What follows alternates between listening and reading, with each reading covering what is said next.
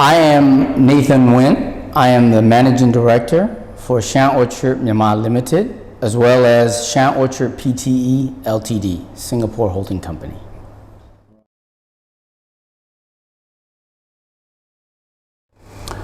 Over a year ago, Shan Orchard Myanmar Limited became the first company in Myanmar to establish a cold-pressed avocado oil factory. With that history, we basically kick-started the avocado oil industry in Myanmar, which did not exist before. Most Burmese people don't even understand that you can get avocado oil from avocados. So that was a good historical accomplishment. We founded the company back in December 2017, and we designed the company to be a pioneer in the avocado industry and be in compliance with international standards. So right now, Shan Orchard is the only agribusiness that I know of that is fully compliant with International Financing Corporation standards on environmental, social, and governance, which they call ESG. We have audited financials as well as filed our taxes since the start of the company. So this helped us in being compliant and to be an investable company. During this current avocado season that just finished last month, we produced Hass extra virgin avocado oil for the first time.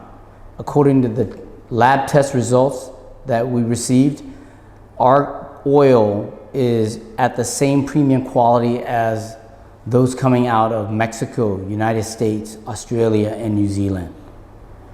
So we're very excited about that. Shan Orchard is also the first avocado oil producer to be global GAP certified. GAP stands for Good Agricultural Practices. Global GAP is the global standard for food safety. So this is a certification that's important for our credibility. It also gives us access to international markets because we have that certification. Shan Orchard's pioneer efforts in being Myanmar's first avocado oil producer is part of a USAID funded project. We have currently 2 ongoing projects with USAID. One was for production of avocado oil. The second was for training and certification in global GAP for farmers and for Shan Orchard.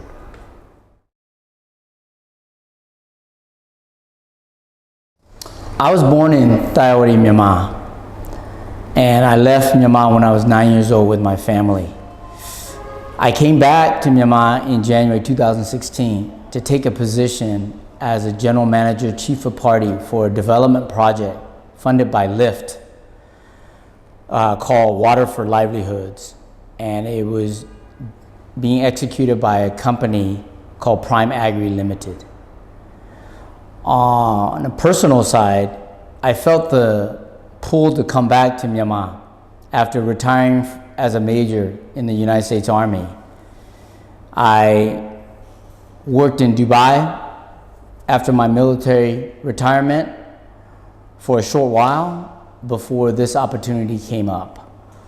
I see Myanmar as a land of opportunities, and back in 2012, when the government changed to democracy, I really felt the need to come back, but I had to finish my military career first at the time.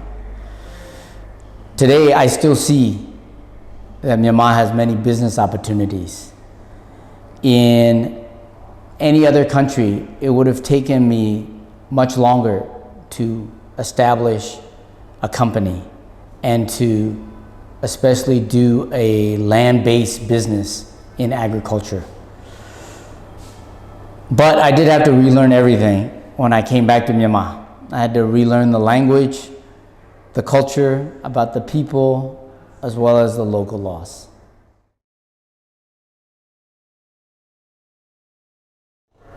When I first arrived in Myanmar, for the first 2 years, I looked around southern Shan State to see what type of business I wanted to pursue on my own.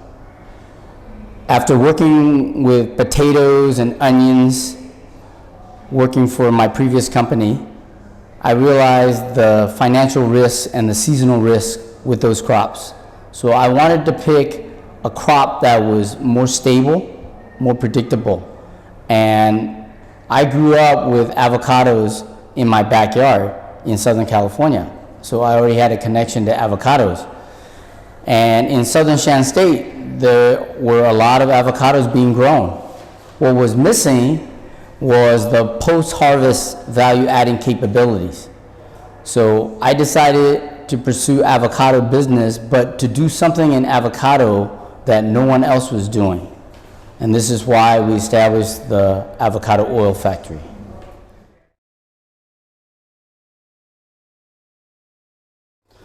Well, like most startup companies, when we are starting out, we have challenges with limited working capital and making the most of it in order to build a solid foundation. So that was the first challenge. The second challenge was land acquisition.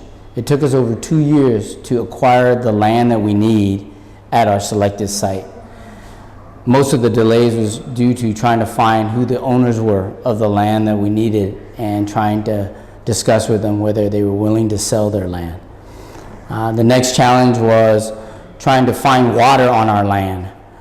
We failed 2 times before we finally were successful on the third try, drilling 450 feet to find water. Now, in that location, we probably have the best source of water from our tube well.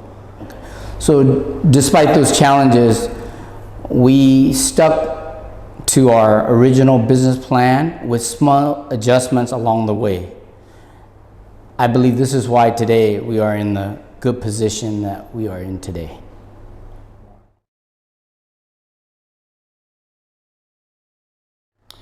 Right now we have 12 staff members that are part of Shan Orchard. I'm the only expat that is part of the company.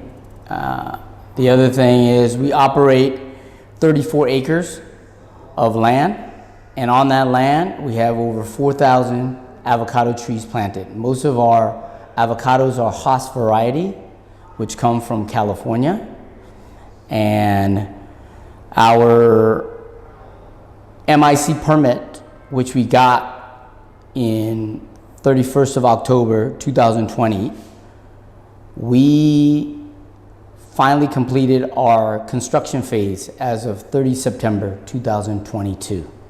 So our commencement date in actually operating our business and producing our product is officially 1 October 2022.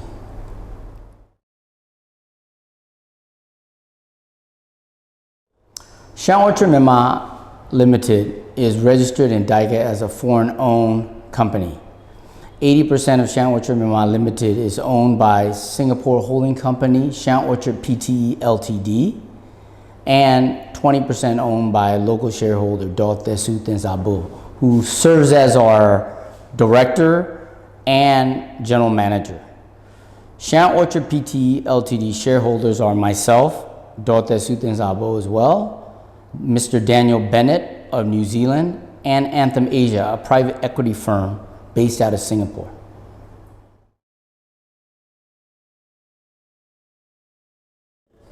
Over the last 12 months, we've been aggressively increasing our product line. Our main products are extra virgin avocado oil for cooking, crude avocado oil for the cosmetics industry, cooking sauces using avocado oil in the recipe, as well as our own brand of cosmetics products using avocado oil.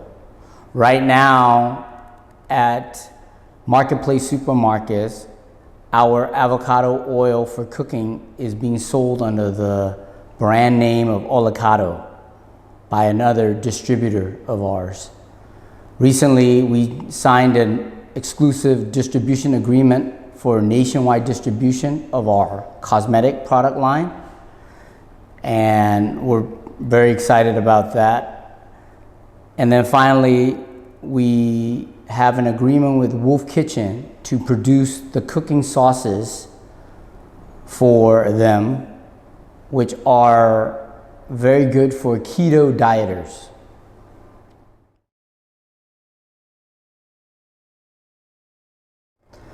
Like most supply chains around the world, avocado industry is having to go through transformation from globalization to regionalization. So our focus is in the ASEAN region. We are primarily targeting for border trading countries like Thailand, India, and China.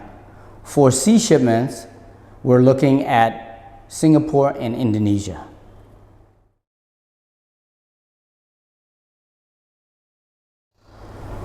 Our main difficulty right now is trying to export avocado oil to international buyers, simply because of the negative reputation that Myanmar has right now. Most international companies that we meet with, they always say that they like our product, they like our company, but they have to clear with their compliance department to see if they can do business with a company out of Myanmar. That seems to be our typical response. So our focus as a result of that is to develop the domestic market and demand for the time being for avocado oil, as well as our avocado oil-based cooking sauces and cosmetics. We understand the uncertainty with the national government is keeping foreign investors on the sidelines for now, but we're hopeful that we'll have some resolution so that they are willing to come back to invest in Myanmar, or at least come for a visit to Myanmar and see what the opportunities are.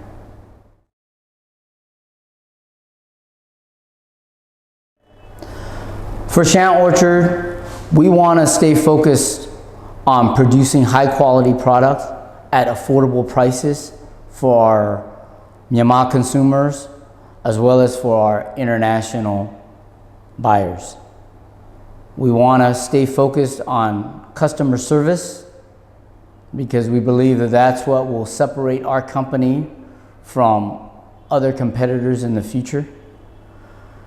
We want avocado agriculture to be sustainable. So this is why we're looking at using solar power to power our avocado oil processing factory, because we believe this will lower our costs in the long run and make us a sustainable business as well.